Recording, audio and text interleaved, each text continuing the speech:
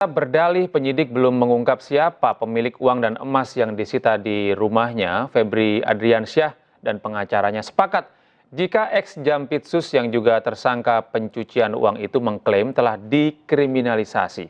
Sementara menurut ahli hukum pidana tidak mungkin penyidik gegabah menjadikan seseorang sebagai tersangka tanpa alat bukti yang cukup. Jalan.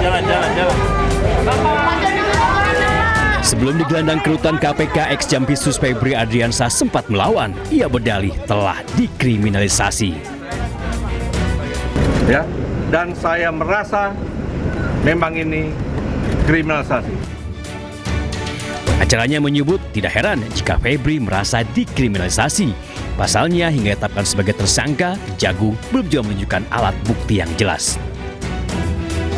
Bukti-bukti untuk dasar penetapan tersangka masih abu-abu, tidak clear dan tidak begitu jelas. Itu yang pertama. Yang kedua, predikat crime-nya untuk TPPU juga masih tidak begitu jelas. Sehingga wajar kalau kita bicara dalam proses hukum kan semua bukti itu harus jelas. Bukti itu harus lebih terang dari cahaya. Kalau buktinya tidak jelas, maka menjadi wajar kalau ada pertanyaan apakah ini kriminalisasi. Sementara menurut ahli hukum pidana tidak mungkin penyidik gegabah jadikan seorang sebagai tersangka tanpa alat bukti yang cukup. Nah, ketika orang ditetapkan sebagai tersangka, maka pasti itu ya penyidik sudah mengantongi minimal ada 2 alat bukti yang cukup ya yang menempatkan seseorang itu sebagai tersangka. Nah, saya kira ini juga tidak berbeda dengan penetapan Pak Febri ini sebagai tersangka. Ya, penyidik pasti sudah mempunyai minimal 2, bahkan mungkin lebih ya, bisa 3, 4, 5, 8 dan seterusnya. Gitu ya. Sebelumnya, Kortas Tipikor telah menyerahkan barang bukti perkara Febri Adriansyah ke Kejaksaan Agung. Barang bukti didapat dari hasil penggeledahan di 12 tempat, termasuk di rumah Febri Adriansyah. Tempat ditemukannya 74 kg emas dan uang nyaris setengah triliun rupiah. Kini mantan orang penting di Kejagung itu telah ditahan di KPK dengan dugaan korupsi dan tindak pidana pencucian uang. Tim Liputan iNews melaporkan. Tim 9 Kejagung kembali memeriksa 7 orang saksi dalam kasus pencucian uang yang menjerat ex-Jampitsus Febri Adriansyah. 4 diantaranya penyidik kepolisian. Jalan. Setelah menetapkan ex-Jampitsus Febri Adriansyah sebagai tersangka korupsi dan pencucian uang, Tim 9 Kejagung tancap gas memeriksa 7 orang saksi. Ketujuh saksi diperiksa untuk kasus dugaan pencucian uang 543 miliar rupiah dan emas 74 kg yang melibatkan tersangka Febri Adriansyah. Kepala Pusat Penerangan Hukum Kejagung Anang Supriyatna menyebut dari 7 orang yang diperiksa, 4 diantaranya penyidik kepolisian. Anang juga menyebut pemeriksaan para saksi dilakukan untuk memperkuat pembuktian perkara yang menjerat Febri Adriansyah. Kejaksaan Agung melalui tim penyidik Tim 9 telah melakukan pemeriksaan terhadap 7 orang saksi terkait seprindik perkara TPPU yang melibatkan tersangka saudara FA. Adapun ke-7 orang saksi tersebut berdasarkan informasi dari penyidik telah hadir semua dan memenuhi panggilan penyidik. Di mana terdiri dari 3 orang pihak swasta dengan inisial WF, BM, dan H, serta 4 orang dari pihak penyidik kepolisian. Dan sampai saat ini, tim penyidik masih melakukan pendalaman pemeriksaan saksi-saksi guna memperkuat pembuktian dalam perkara dimaksud dan belum melakukan tindakan hukum lainnya. Kejagung telah menetapkan mantan Jampitsusnya Febri Adriansyah sebagai tersangka tindak pidana pencucian uang atau TPPU. Tim 9 menyebut dugaan TPPU dilakukan Febri saat dirinya menjabat sebagai jaksa di Kejaksaan Agung. Kini mantan orang penting di Kejaksaan Agung itu telah ditahan di rutan KPK. Tim Liputan iNews melaporkan. Tersangka korupsi dan pencucian uang Febri Adriansyah dan pengacaranya menantang Kejagung untuk menjawab siapa pemilik uang dan emas 74 kg yang disita di rumahnya. Sementara menurut Saud Situmorang, mudah bagi penyidik mengungkap siapa saja pihak yang ada di balik barang bukti tersebut.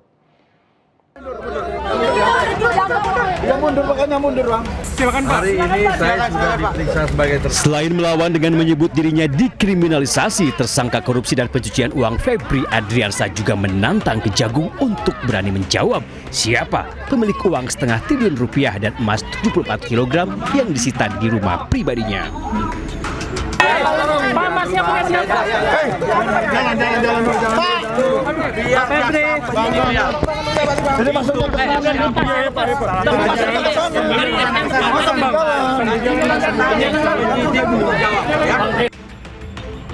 Tak ubahnya Febri Adriansyah, pengacaranya Febri Diansyah juga mendesak Kejagung menjelaskan siapa dan untuk apa uang dan emas yang mereka sita di rumah Febri Adriansyah. Yang secara hukum wajib untuk dibuktikan dan perlu dikelirkan adalah sebenarnya siapa pemilik benda-benda tersebut. Itu kan pertanyaan yang harus dibuktikan ya secara hukum. Dari mana sumber benda-benda atau barang-barang tersebut? Mantan Wakil Ketua KPK Saud Sitomorang menyebut tidak sulit bagi penyidik untuk mencari tahu siapa pemilik uang dan emas hasil penggeledahan. Saud bahkan yakin ada jaringan panjang yang bisa menambah jumlah tersangka. Kamu percaya nih cuma 2 cm? Kalau aku bilang ini udah sampai 20 cm kedalamannya. 2 cm artinya baru 2 orang gitu loh. Iya. Nggak ada korupsi itu hanya 2 orang. Pasti ada penyertaan, pasti ada kerjasama, pasti ada yang mengorkestrasi, ada yang membantu, ada yang menikmati, iya kan? Ada yang hanya merintah-merintah, ada yang kemudian hanya bawa emas itu loh. Sebelumnya polisi menggeledah 12 tempat di rumah Febri Adriansyah.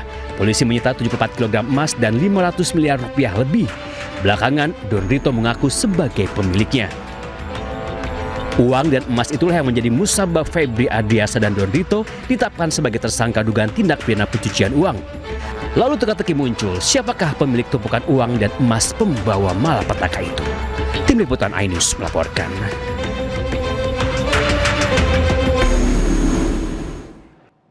Pemirsa, polisi menyelidiki misteri kematian seorang pria bernama Sutrimo yang diduga sebagai kepala rumah tangga ex-Jampitsus Febri Adriansyah.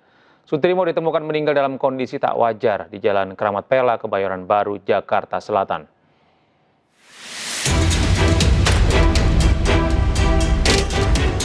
Polda Metro Jaya terus mendalami penyebab kematian Sutrimo. Sutrimo ditemukan meninggal dalam kondisi tak wajar dengan mulut berbusa di depan klinik Jalan Kramat Pela, Kebayoran Baru, Jakarta Selatan. Meski belum menerima laporan resmi terkait kasus ini, namun polisi tengah menyelidiki dan mengumpulkan bukti baik di TKP maupun pencarian bukti dan informasi di sepanjang lokasi terkait kasus ini. Nah, Polda Metro Jaya pasti akan mendalami informasi sekecil apapun, apalagi terkait tentang hilangnya nyawa seseorang. Apakah itu wajar atau tidak wajar? Ini masih didalami. Pasti nanti kami akan sampaikan kepada teman-teman sekalian update terkini. Tapi yang paling utama adalah kami berterima kasih ada informasi ini berawal dari teman-teman media ataupun penggiat-penggiat media sosial. Sekecil apapun informasi pasti akan didalami oleh Polda Metro Jaya. Sebelumnya, Kamis minggu lalu, Sutrimo ditemukan warga dalam kondisi tak sadarkan diri dan mulut berbusa di halaman klinik Morden. Korban sempat dilarikan warga ke Rumah Sakit Muhammadiyah di Taman Puring, Kebayoran Baru, namun nyawanya tak tertolong. Dikabarkan sebelum meninggal, Sutrimo sempat menelpon saudaranya dan mengeluhkan sakit di bagian lambung. Dari Jakarta, Tim Liputan iNews melaporkan. Sementara itu, pemirsa, demi mengungkap misteri kematian, polisi akan membongkar makam Sutrimo, orang dekat ex-Jampitsus Febri Adriansyah. Polisi juga mempersilahkan pihak keluarga korban untuk melapor jika merasa ada kejanggalan.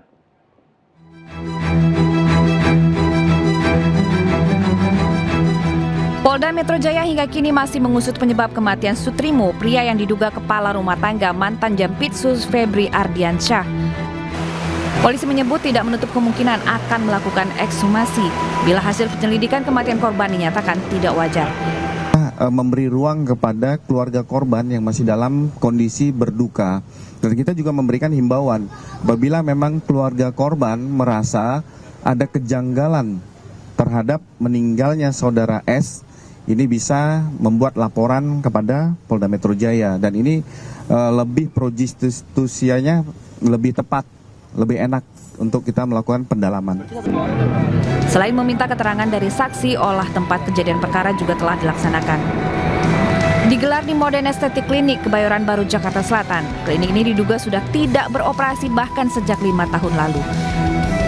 Pria bernama Sutrimo sebelumnya ditemukan tak sadarkan diri di sebuah klinik terbengkalai Jakarta Selatan. Korban kemudian dievakuasi ke Rumah Sakit Muhammadiyah Taman Puring. Namun ketika tiba di rumah sakit, korban dinyatakan meninggal. Dari identitasnya, warga menduga Sutrimo sebagai penjaga rumah atau kepala rumah tangga Pantan Jampitsus Febri Ardiansyah yang saat ini terseret kasus korupsi. Tim Liputan iNews melaporkan. Sementara itu, keluarga Sutrimo di Banyumas, Jawa Tengah menyebut tidak akan menuntut pihak manapun terkait kematian orang dekat ex-Jampitsus Febri Ardiansyah tersebut. Keluarga ikhlas menerima dan menduga Sutrimo meninggal akibat penyakit diabetes yang dideritanya.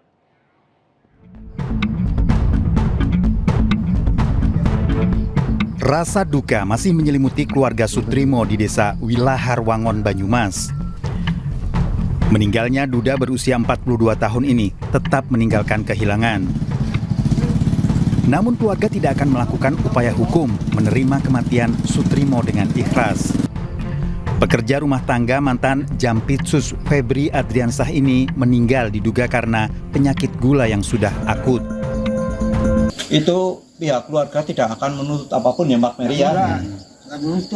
Cuma minta doanya saja, mudah-mudahan dia diterima oleh Allah Subhanahu wa Ta'ala, diamini dosa-dosanya, yang keluarga yang ditinggalkan juga diparingi sehat semuanya, tidak ada halangan suatu apapun.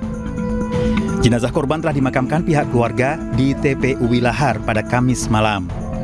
Dari Banyumas, Jawa Tengah, Saladin Al-Ayubi, iNews melaporkan.